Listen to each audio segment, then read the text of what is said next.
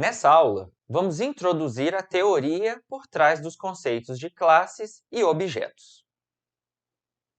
Como já falamos anteriormente, um tipo de dado representa um conjunto de elementos com comportamento semelhante. Em um programa, nós podemos ter tipos primitivos e tipos complexos, que serão definidos pelo próprio desenvolvedor. Como exemplo de tipos primitivos, nós podemos citar os tipos inteiro e boolean. E dentro de cada um desses tipos, nós temos valores bem específicos. Já um exemplo de tipo complexo poderia ser um aluno. Você consegue pensar em exemplos de elementos que podem compor esse conjunto? Poderíamos ter o João, a Maria, a Ana e o Carlos. E nesse caso, vamos chamar esses elementos de objetos. Uma classe é uma unidade de compilação, ou seja, um trecho de código. E esse trecho de código define uma lógica estática. Ela é uma representação, ou seja, ela simplifica, ela abstrai um conceito ou ideia mais geral. Aqui, a gente vai poder entender que ela é como um struct turbinado. A classe é usada para formalizar como compreendemos algo no domínio do problema. E quando falamos domínio do problema, estamos nos referindo a algo do mundo real que queremos representar no nosso programa. A classe vai definir um determinado tipo, ou seja, um grupo, uma categoria de elementos com propriedades e operações semelhantes. Já um objeto é o que chamamos de uma instância de uma classe. Ele representa um elemento específico do conjunto, do tipo.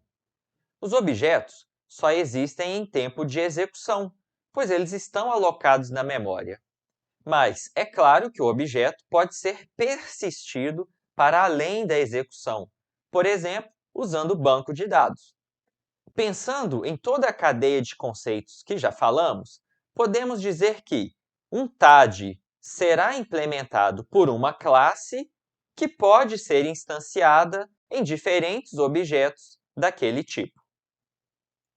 Por exemplo, digamos que queremos representar diferentes tipos de robôs, mas que possuem características semelhantes. Se movem, falam, têm uma cor, ou seja, representam o mesmo conceito. Assim, nós poderíamos criar uma classe robot para representar todos esses diferentes elementos. E dentro dessa classe, eu posso ter um objeto específico para representar um robô laranja e que se move com duas pernas. De maneira mais geral, a gente pode fazer a seguinte analogia. A memória é como se fosse uma massa de biscoito, e as classes representam diferentes formas. Ao usar uma forma na massa, nós vamos obter um biscoito de um determinado tipo, ou seja, de um formato específico. E nós podemos usar a mesma forma para gerar vários biscoitos bem semelhantes, mas que vão poder ter propriedades individuais.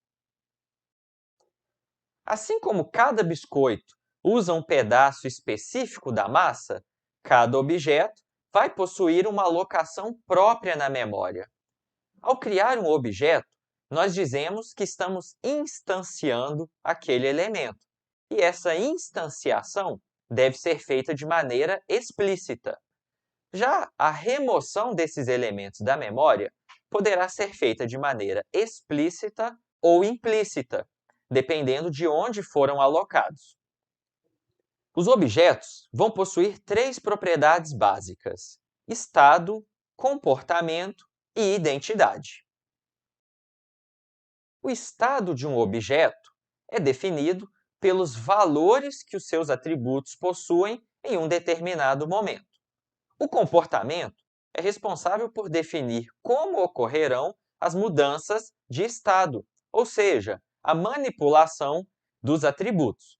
Além disso, o comportamento de um objeto pode e, na maioria das vezes, será invocado por outro objeto, definindo assim um relacionamento entre esses elementos. Por fim, todo objeto possui uma identidade que o diferencia de outros objetos na memória. Essa identidade é basicamente a referência para a sua alocação própria.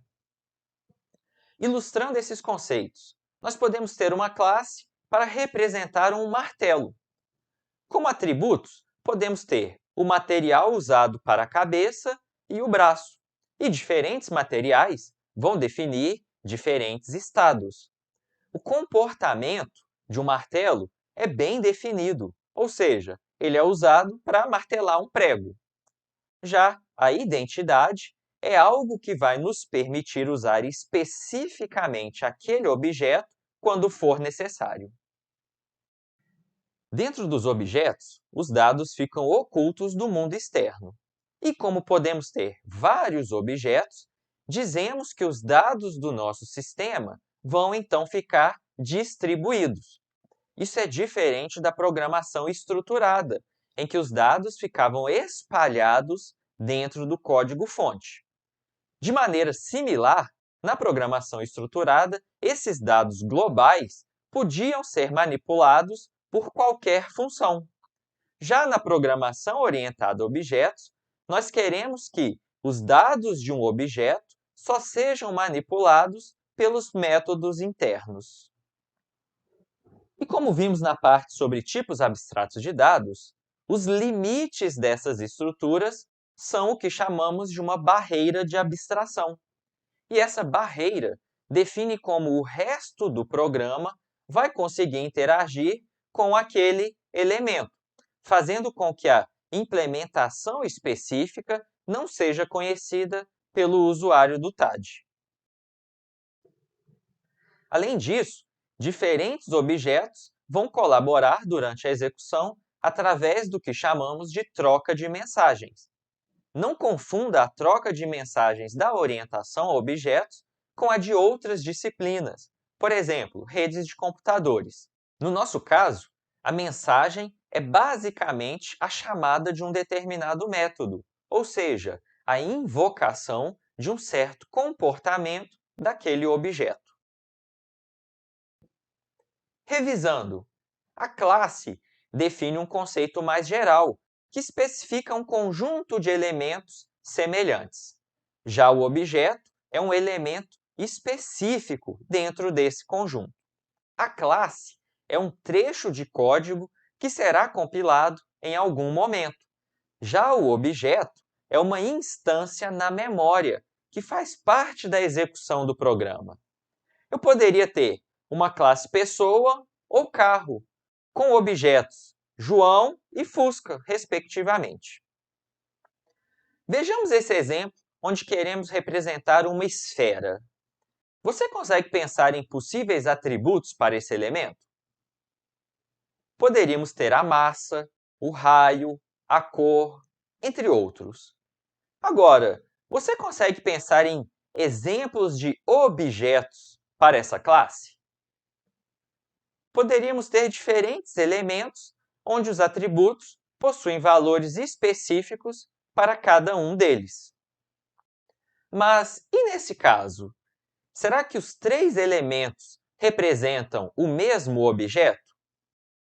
Não necessariamente. O que diferencia os objetos é a identidade única, ou seja, a alocação desses na memória.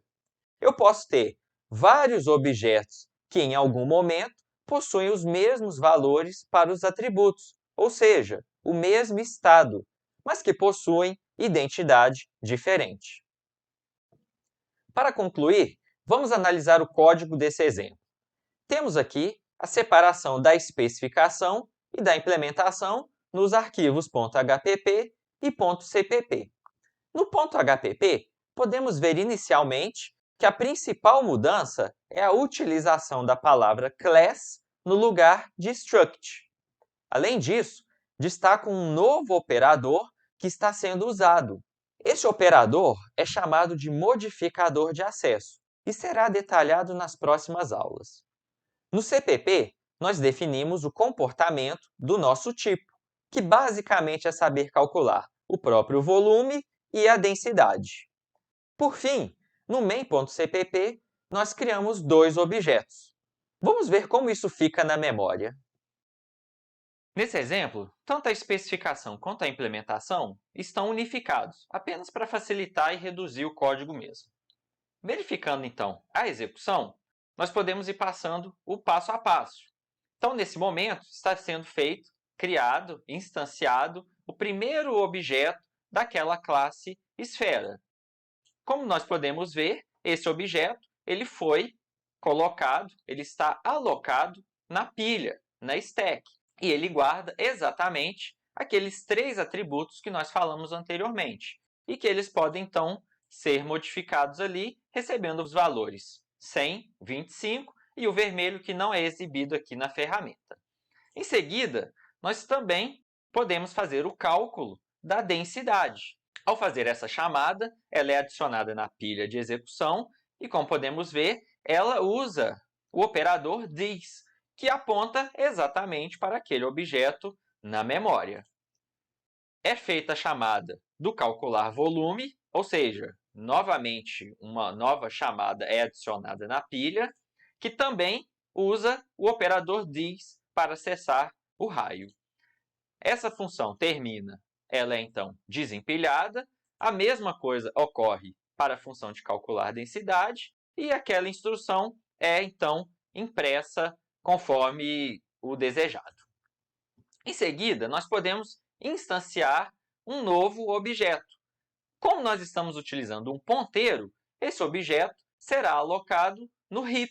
E nós podemos ver novamente que ele possui os mesmos atributos, ou seja, a mesma classe pode gerar vários objetos que vão ser semelhantes. E nesse momento, nós também podemos atribuir os mesmos valores para aqueles atributos. Nesse caso, os nossos objetos possuem o mesmo estado, mas é claro que eles são objetos diferentes. Eles estão alocados em posições diferentes da memória. De maneira similar, podemos fazer a chamada do calcular densidade, vai ser empilhado na pilha essa chamada, e quando for feita o acesso do this daquele objeto, obviamente ele aponta para aquele novo objeto que está alocado no heap. E se nós fizermos toda a execução aqui, até o final, nós vamos ver que esses dois objetos eles possuem um comportamento idêntico. Os mesmos atributos, mesmos valores, mas eles são dois objetos diferentes.